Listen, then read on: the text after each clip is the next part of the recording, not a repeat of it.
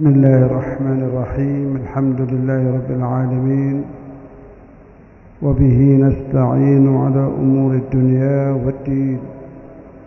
الصلاة والسلام على أشرف الأنبياء والمرسلين، سيدنا وحبيبنا وشفيعنا وقرة أعيننا محمد، سيد الأولين والآخرين، والمبعوث رحمة للعالمين، وعلى آله الطيبين الطاهرين، وعلى أصحابه الغر الميامين، وعلى التابعين ومن تبعهم بإحسان إلى يوم الدين. سبحانك لا علم لنا إلا ما علمتنا، إنك أنت العليم الحكيم. رب اشرح لي صدري ويسر لي أمري، واحلل عقدة من لساني يفقه قولي، وسدد لساني واهد قلبي، بحق سيدنا ومولانا محمد والصحب والآل. وبالسند المتصل للإمام الحافظ أبي زكريا يحيى بن الشرف النووي رضي الله تعالى عنه، ونفعنا به بعلومه في الدارين آمين. كتاب أدب الطعام، باب التسمية في أوله والحمد في آخره.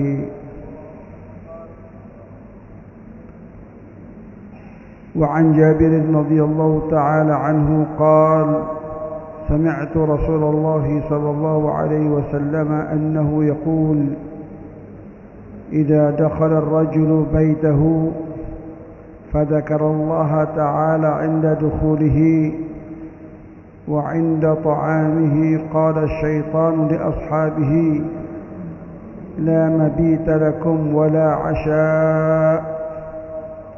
وإذا دخل فلم يذكر الله تعالى عند دخوله، قال الشيطان: أدركتم المبيت. وإذا لم يذكر الله تعالى عند طعامه، قال: أدركتم المبيت والعشاء. رواه Muslim. Menyambung kaji kita akan hadis-hadis baginda Rasulullah SAW yang telah dihimpun oleh Al-Imam An-Nawawi dalam kitabnya Riyadhus Shalihin, dan menyambung kaji kita akan adab dan tata krama saat kita bersantap. Maka di antara ajaran Islam bagi mengatur warganya bagaimana cara bersantap yang baik itu, cara memakan makanan yang baik itu, agar makanan itu menjadi makanan yang barokah, agar makanan yang dimakan itu membawa kepada kebaikan. Maka kita sampai pada hadis yang kedua, yang sumber periwayatannya dari Sayyidina Jabir ibni Abdillah radhiyallahu ta'ala anhu, di mana beliau berkata: sami'tu Rasulullah sallallahu alaihi wasallam annahu yaqul, bahwa beliau berkata, aku telah mendengar baginda Rasulullah sallallahu alaihi wasallam telah bertutur sabda: idza dakhala ar-rajulu baitahu, kalau seseorang itu memasuki rumahnya, saat dia memasuki rumahnya, fa dzakarallaha ta'ala inda dukhulihi, lalu dia mengingat Allah, menyebut nama Allah saat dia memasuki rumahnya,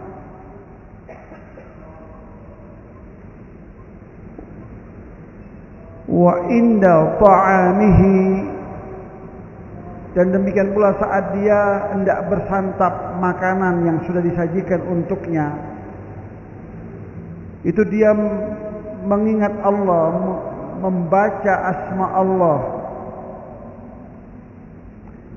maka makhluk Allah yang tidak kasat mata,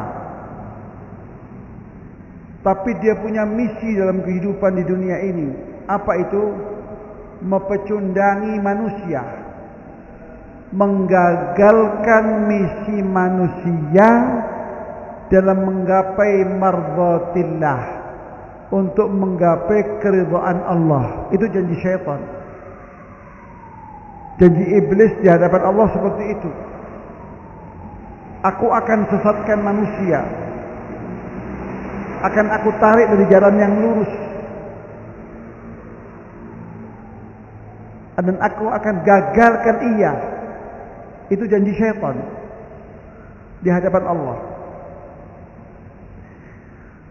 Maka syaitan yang selalu menempel lekat dengan aktivitas manusia itu, saat melihat seorang manusia masuk rumahnya dan tidak berzikir kepada Allah, saat dia bersantap, tidak makan, tidak berzikir kepada Allah, apa kata syaitan? Kata syaitan kepada teman-temannya sesama syaitan, qala syaitanu li ashabihi, berkatalah syaitan yang menempel lekat dengan kita itu kepada teman-temannya. Apa yang dikatakan?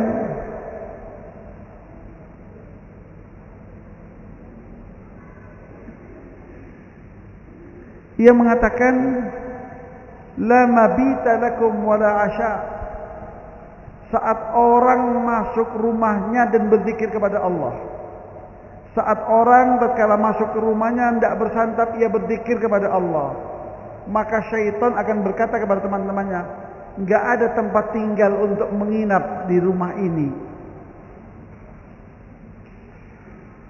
dan tidak ada makanan yang dapat kita santap dari hidangan ini. Kenapa? Karena yang pemilik makanan itu berzikir kepada Allah. Minimal zikir itu kita ucapkan assalamualaikum. Saat kita masuk rumah kita, kita ucapkan assalamualaikum.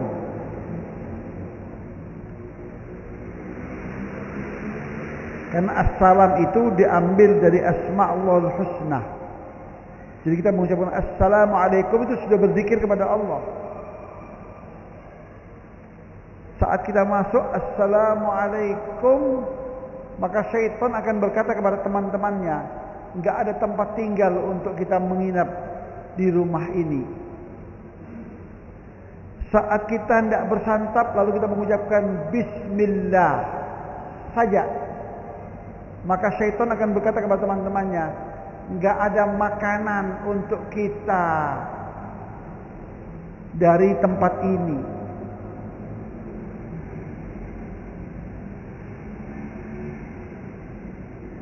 Jadi kiat untuk menghalau syaitan dari kehidupan kita itu, caranya adalah dengan kita mengingat Allah. Caranya adalah dengan kita mengingat Allah, berzikir kepada Allah. Tidak masuk ke dalam rumah kita berzikir kepada Allah. Minimal kita ucapkan assalamualaikum. Maka syaitan akan lari dan akan mengatakan kepada kawan-kawannya, tidak ada tempat untuk menginap untuk kita di tempat ini. Lalu tatkala kita hendak menyantap makanan itu, kita awali dengan pembacaan cukup bismillah saja. Bismillahirrahmanirrahim lebih baik. Kalau ditambahkan lagi doa makan, Allahumma hadza rizqana ma lahu min nafad, lebih baik lagi.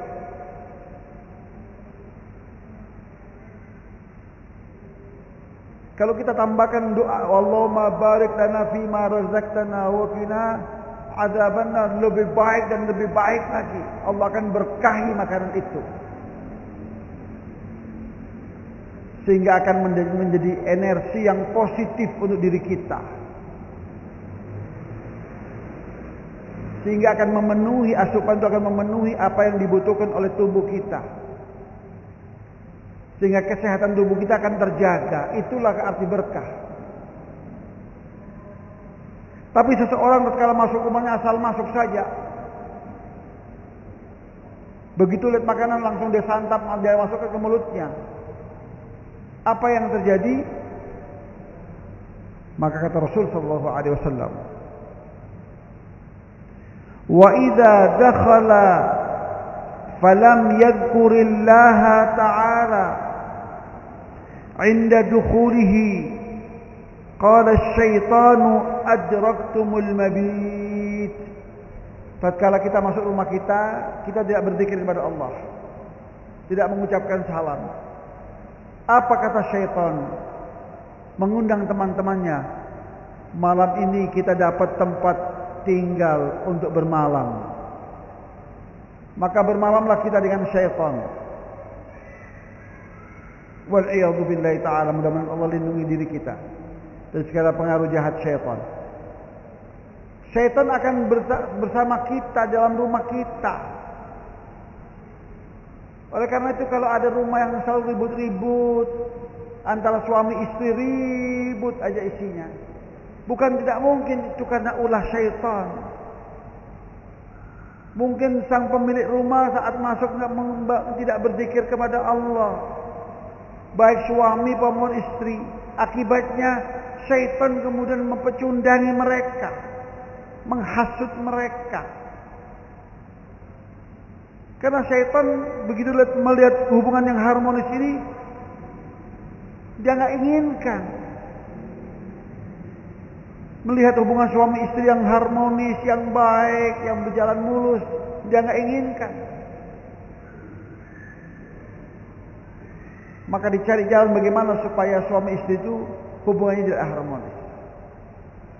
Maka bukan tidak mungkin suami istri yang selalu cekcok,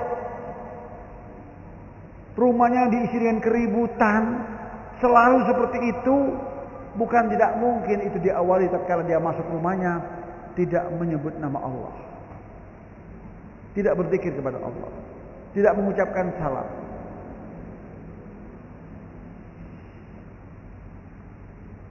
Wa idza lam yadhkurillaha ta'ala 'inda ta'amihi, demikian pula kalau dia tatkala dia bersantap, main comot saja, main makan saja, dia tidak mengucapkan, tidak mengawali dengan berzikir kepada Allah, membaca bismillahirrahmanirrahim, maka syaitan akan mengucapkan adraktumul mabita wal asya, malam ini kita dapat tempat tinggal plus bonus makan gratis. Maka syaitan akan makan bersama kita. Bukan tidak mungkin kenapa kita kemudian makan makanan tapi tubuh kita malah tidak sehat. Ada penumpukan kolesterol, ada yang mengakibatkan kolesterol tinggi, asam urat tinggi, trigliserid tinggi, tekanan darah tinggi dan seterusnya. Bukan tidak mungkin. Itu sebabnya karena kita tidak membaca, tidak berzikir kepada Allah saat kita hendak bersantap. Tapi kalau kita ucapkan berzikir dan membaca doa sesuai dengan tuntunan baginda Rasul Muhammad SAW, Bismillahirrahmanirrahim, Allahumma barik lana fima razaqtana wa qina adzaban nar. Insyaallah rezeki kita itu menjadi rezeki yang barokah. Makanan yang kita santap menjadi makanan yang barokah. Saat makanan itu kemudian dicerna oleh perut besar kita, diurai oleh enzim, akan menjadi energi yang barokah, energi yang positif, menjadi energi yang positif, menjadi kekuatan yang positif untuk tubuh kita. Dan itu semua karena doa yang kita panjatkan tadi itu. Allah berikan keberkahan. Maka keberkahan itu apa? Seiring dengan kita menyantap makanan, tubuh kita telah terpenuhi oleh asupan yang kita makan, maka tubuh kita akan makin sehat. Dan kesehatan tubuh kita kemudian kita salurkan untuk beribadah kepada Allah. Itu berawal dari doa yang kita panjatkan sebelum kita bersantap. Tapi sebaliknya, jika tatkala kita memasuki rumah kita itu asal masuk, memakan makanan asal kita santap saja tanpa mengucapkan bismillah dan seterusnya, maka bukan tidak mungkin syaitan bersama kita, dan syaitan sekali lagi akan mempecundangi kita, mungkin memasukkan sesuatu yang enggak sehat untuk diri kita di makanan kita itu, mungkin dicampur dengan hal-hal yang tidak kita lihat secara kasat mata, tapi itu ada dan nyata. Demikian yang diinformasikan oleh baginda Rasul Muhammad SAW. Nah, hadis yang pertama ini hadisnya sahih, riwayat Al-Imam Muslim, rawahu Muslim. Kemudian selanjutnya hadis yang ketiga daripada bab ini, wa an Hudzaifah radhiyallahu taala anhu qala kunna idza hadarna ma'a Rasulillah sallallahu alaihi wasallam ta'aman lam nadha aydiyana hatta yabda'a Rasulullah sallallahu alaihi wasallam fayadha'u yadahu.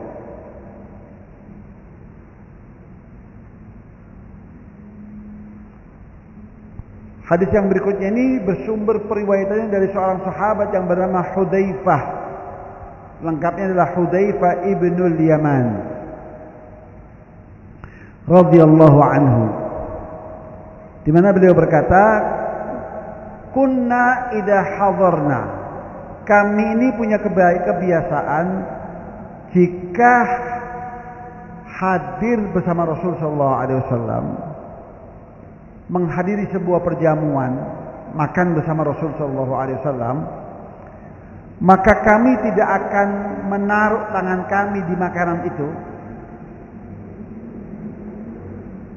sebelum Rasul meletakkan tangannya di makanan itu.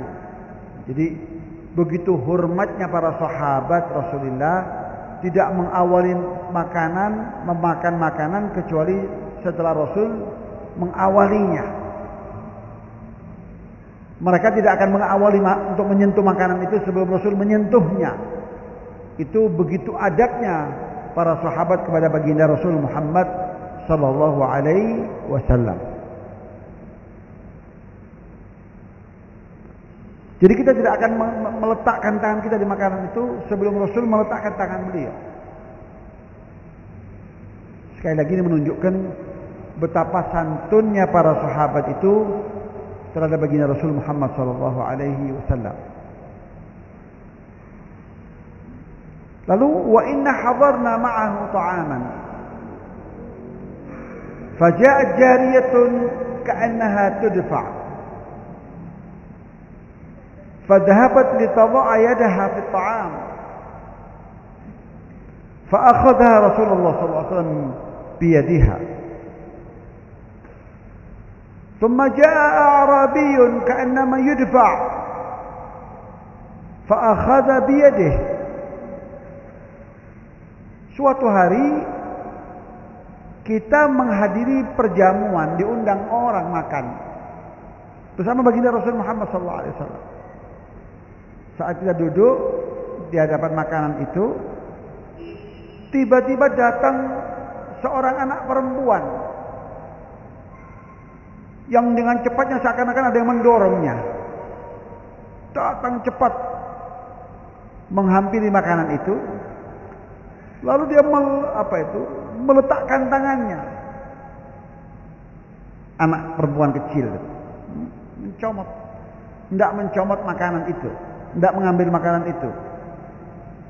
Rasul kemudian menangkap tangan anak perempuan itu, menahannya.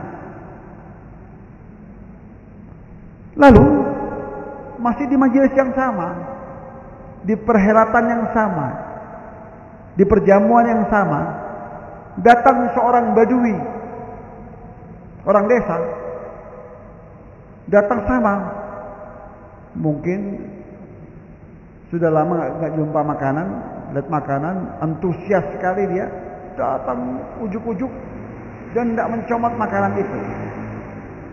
Lalu ditangkap tangannya Rasulullah SAW. Jadi Rasul menahan dua tangan, tangan anak perempuan kecil dan tangan seorang Badui. Lalu Rasul menjelaskan kenapa Rasul menangkap dua tangan tadi itu.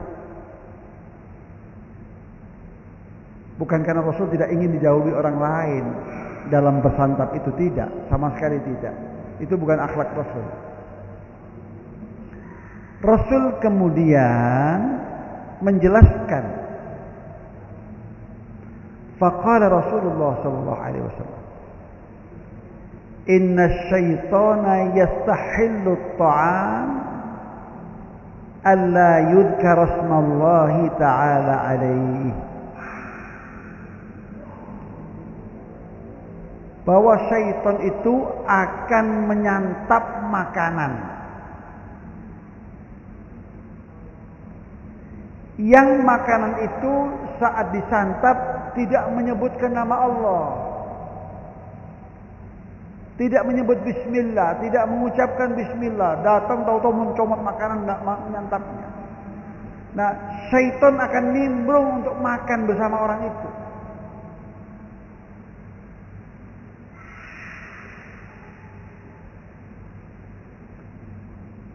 Syaitan akan nimbrung, akan makan bersama orang itu. Wa innahu jaa bihadil jariyah.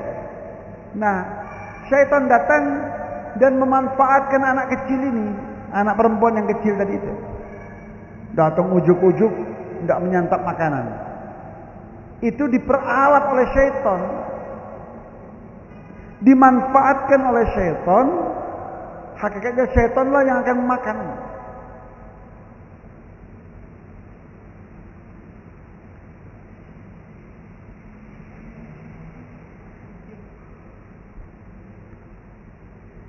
Liyastahilla biha fa'akhadtu.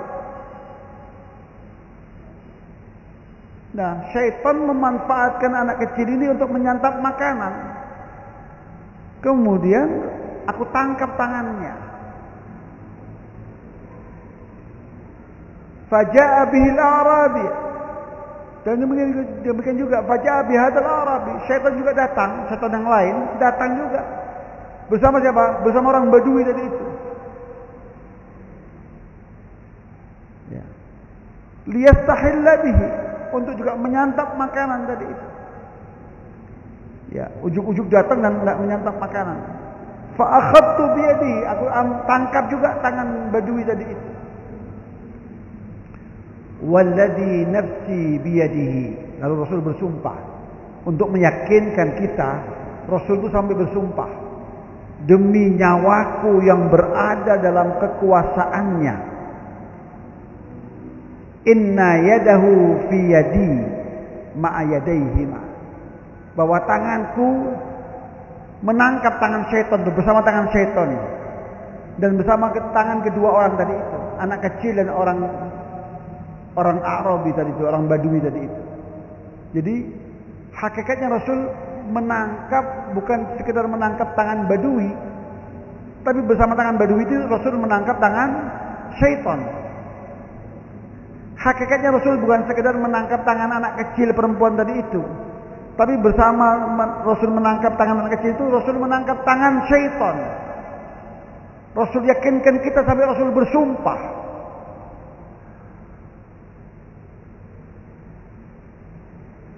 Kemudian beliau mengucapkan bismillah, thumma dzakara ismallahi ta'ala wa akala. Kemudian setelah dia menyebutkan nama Allah, Rasul kemudian makan. Jadi itu artinya apa?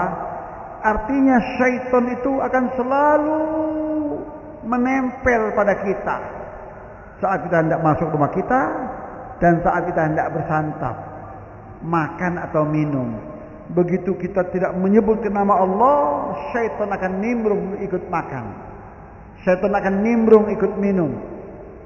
Syaitan akan nimbrung ikut menginap di rumah kita. Itu kalau kita masuk rumah kita sekali lagi dan tidak menyebut nama Allah. Sekali lagi tadi itu, kalau masuk rumah kita minimal kita baca Assalamualaikum. itu sudah berarti kita berzikir kepada Allah. Itu berarti kita sudah mengusir syaitan. Ya. Kalau ingin sempurna ya di situ ada doa-doa tuntunan Nabi, doa untuk memasuki rumah. Ya. Sebagaimana yang sudah diriwayatkan oleh para ulama di dalam kitab-kitab doa.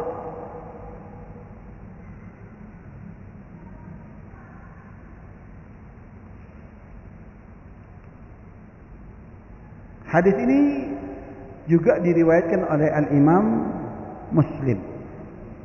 Selanjutnya, hadis yang keempat, wa an Umayyah bin Mahsy as-Sahabi radhiyallahu taala anhu qala kana Rasulullah sallallahu alaihi wasallam jalisan wa rajulun ya'kul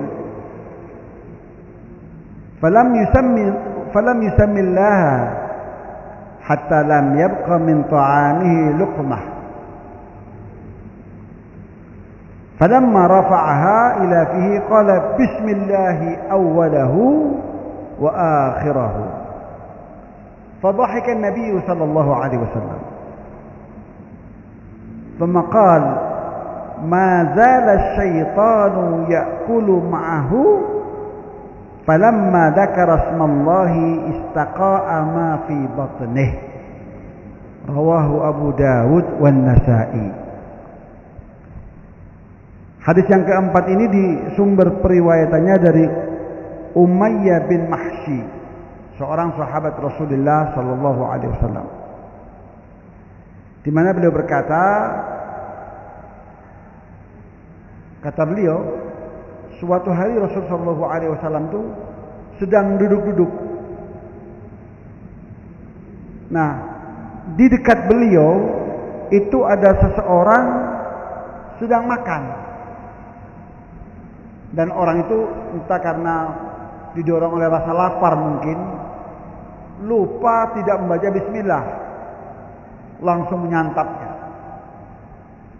Falam yusammillah, orang tadi itu makan dan tidak menyebut nama Allah, tidak baca bismillah, langsung menyantapnya saja sampai makanan itu tidak tersisa, terkecuali apa itu? Suapan yang terakhir. Tinggal satu suap terakhir, dia mungkin ingat.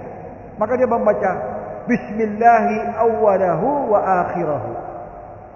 Nah, Rasul yang duduk nggak jauh dari orang itu tertawa. Rasulullah SAW ketawa. Lalu ditanya oleh sahabat, kenapa engkau ketawa wahai baginda Rasul? Rasul lalu menjelaskan. Orang tadi itu menjaga, begitu ingat dia bismillah awalahu wa akhirahu. Dia bismillah, aku ucapkan bismillah di awal makanku dan di akhir makanku. Begitu kalau orang lupa baca bismillah di awal, dia bisa ucapkan di pertengahan misalnya bismillah awalahu wa akhirahu. Atau sudah habis baru ingat bismillah awalahu wa akhirahu. Ya, begitu. Nah, Nabi lalu tertawa Nabi. Kata Nabi, lalu Nabi menjelaskan.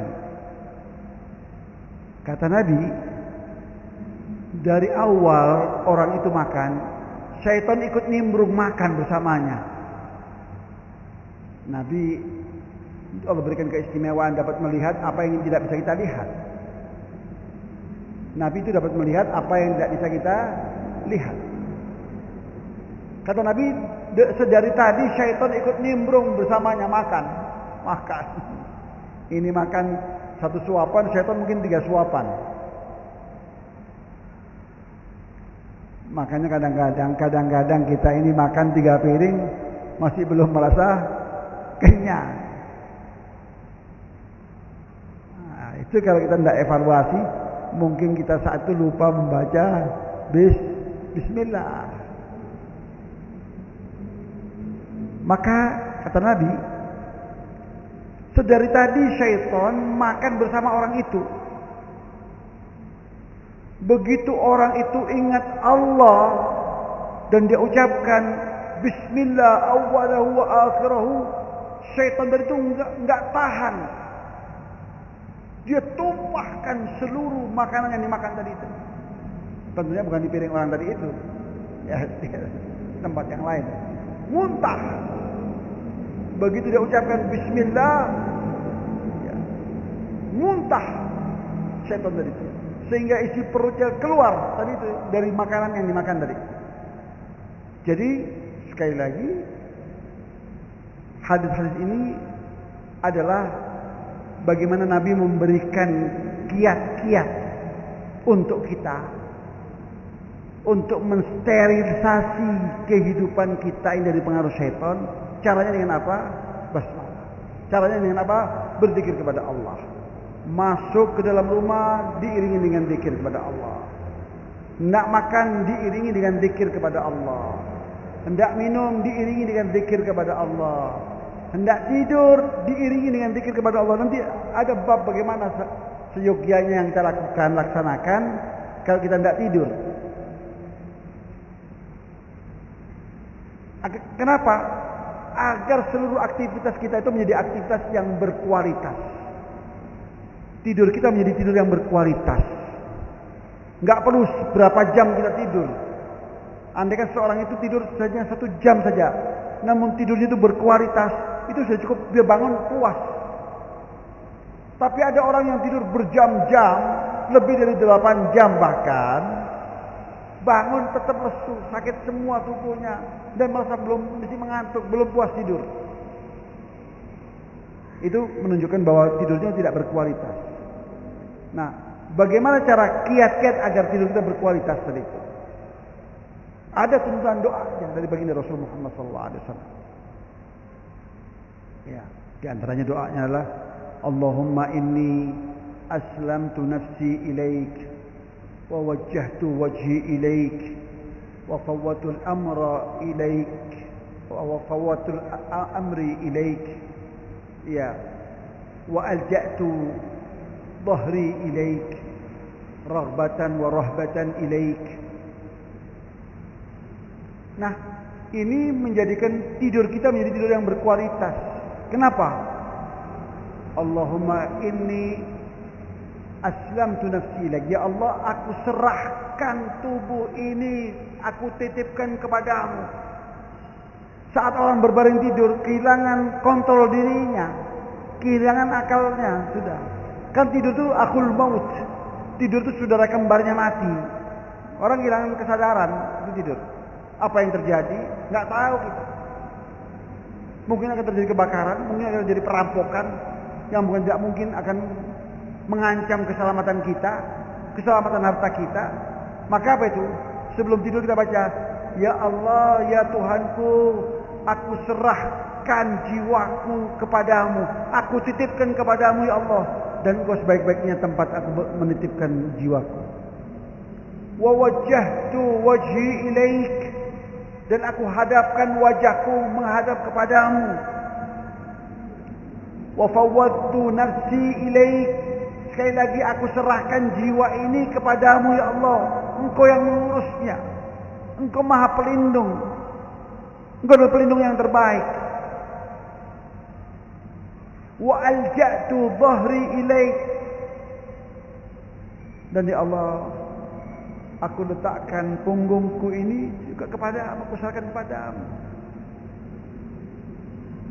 Kalau itu yang kita laksanakan, insya Allah tidur kita menjadi tidur yang aman, jauh dari segala mara bahaya, menjadi tidur yang berkualitas. Andaikan mimpi pun mimpi yang baik-baik. Nah, dengan demikian Islam ini cukup komprehensif, ajarannya cukup komprehensif, telah menyentuh seluruh aspek kehidupan kita. Makan diatur, minum diatur, nanti ada bab berbusana diatur, bagaimana berbusana yang baik itu, agar semua aktivitas kita tuh bernilai ibadah. Makan bukan sekedar bersantap untuk memenuhi kebutuhan mulut dan perut, memenuhi tubuh kita berupa asupan makanan dan minuman, tapi lebih daripada itu, makan itu bisa menjadi ibadah. Lebih daripada itu, makanan itu bukan sekedar mengenyangkan, tapi benar-benar barokah. Kalau barokah menjadi energi yang positif, maka insya Allah tubuh kita akan terjaga kesehatannya. Jauh daripada problem kesehatan. Kenapa hari ini kita banyak mengalami problematika kesehatan? Ini terganggu, itu terganggu, banyak yang harus terganggu. Karena kita jauh dari ajaran baginda Rasul Muhammad SAW. Andaikan kita ini semuanya mengacu kepada ajaran baginda Rasul Muhammad SAW, niscaya kehidupan kita tidak seperti sekarang ini. Niscaya kehidupan kita prima, kesehatan kita prima, rezeki kita mengalir bagaikan air. Nabi itu saat beliau melayangkan suratnya kepada Raja Mesir, Makaukis, itu direspon dengan baik. Walaupun Raja Mekaukis tidak masuk Islam, tapi direspon dengan baik. Respon baiknya itu apa? Dengan mengirimkan kepada kurir Nabi itu hadiah. Ada 3 buah hadiah yang dikirimkan kepada baginda Rasul Muhammad SAW. Yang pertama, seorang budak wanita bernama Mariyatul Qibtiyah. Maria kemudian diperistri oleh baginda Rasul, dibebaskan dan diperistri oleh Rasul SAW. Hadiah yang kedua, seorang dokter untuk menjadi dokter pribadi Rasul sallallahu alaihi wasallam. Hadiah yang ketiga, seekor kuda. Kuda dipakai oleh Rasul sallallahu alaihi wasallam untuk berperang dan seterusnya. Nah, hadiah yang kedua ini, seorang dokter ini setahun tinggal bersama Rasul di Madinah, nganggur. Enggak ada pasien yang sakit dan Rasul tidak pernah mengeluh sakit. Hingga akhirnya suatu hari dokter itu datang menghadap kepada Rasul dan meminta izin untuk pulang ke negerinya. Alasannya, kalau saya tinggal lebih lama di Madinah ini, ilmu saya kan hilang. Kenapa? Selama setahun nggak pernah praktek, nggak pernah ngobati orang. Bisa-bisa ilmunya lupa dia kan ilmunya. Rasul izinkan, baik silakan. Tapi sebelum dokter itu pulang, dokter itu bertanya kepada baginda Rasul Muhammad SAW. Seorang dokter, seorang pakar kesehatan justru bertanya kepada Rasul SAW. Wahai baginda Rasul, aku ingin tanya, apa rahasia kesehatan masyarakat Madinah ini dan khususnya dirimu? Selama setahun gak ada orang sakit, semuanya seger waras. Maka dijawab oleh Rasul SAW. Kami ini nahnu qaumun la na'kulu hatta najuu' fa idza akalna fala nashba'. Kami ini komunitas masyarakat yang enggak makan kecuali jika telah merasa lapar. Dan kalau sudah makan, kita tidak sampai memenuhi perut kita ini. Bangun sebelum kenyang. Artinya bangun sebelum kenyang itu, bangun masih ada nafsu untuk menambah. Maka Rasul jelaskan di hadis yang lain, perutmu itu bagilah menjadi 3. Sepertiga untuk makanan, sepertiga untuk minuman, yang sepertiga lagi untuk oksigen, untuk udara. Itu 15 abad yang silam, sebelum dunia kesehatan mengenal akan manajemen kesehatan ini, Islam sudah punya kepeloporan untuk itu. Thuluthun li ta'amik, kata Rasul. Sepertiga jadikan untuk makananmu. Wa thuluthun li syarabik, dan yang sepertiga yang kedua untuk minuman. Wa thuluthun li nafasik, yang sepertiga yang ketiga untuk engkau bernafas, udara, oksigen. Ini rahasia kenapa masyarakat Madinah itu menjadi masyarakat yang jauh daripada problem kesehatan. Karena cara-cara kiat-kiat yang dilakukan oleh baginda Rasul Muhammad sallallahu alaihi wa ala alihi wa sahbihi wasallam.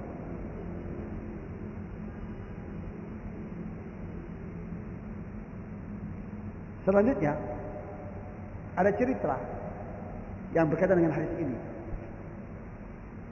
Seorang syaitan, ini cerita dirilis oleh para ulama dalam kitab-kitab hadis saat meriwayatkan hadis ini. Ada syaitan A bertemu dengan syaitan B. Saat bertemu itu syaitan A mengatakan kepada syaitan B, "Kenapa engkau menjadi kurus begini?"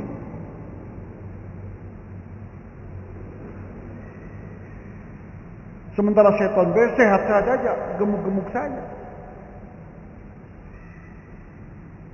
"Aku menjadi kurus begini karena pemilik rumah pelit.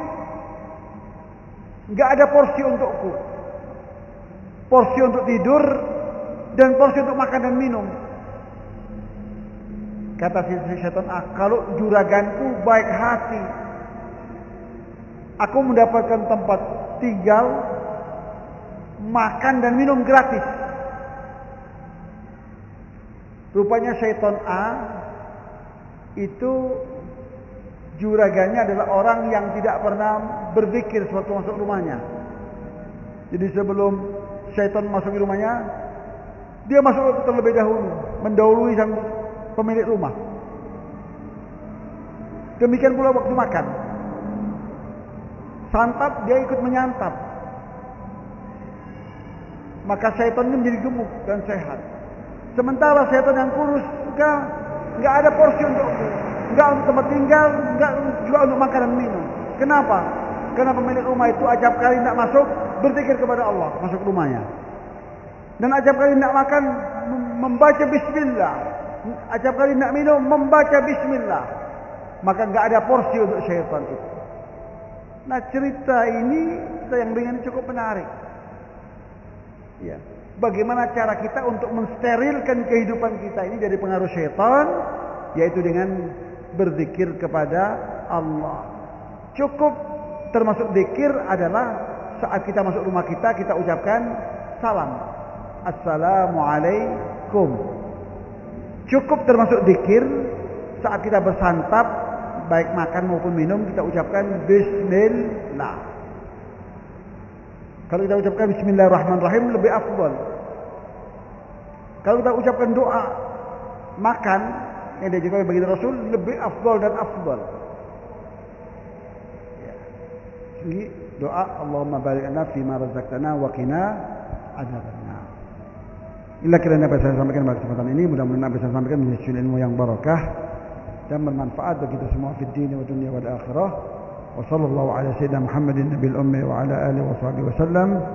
Walhamdulillahi rabbil alamin.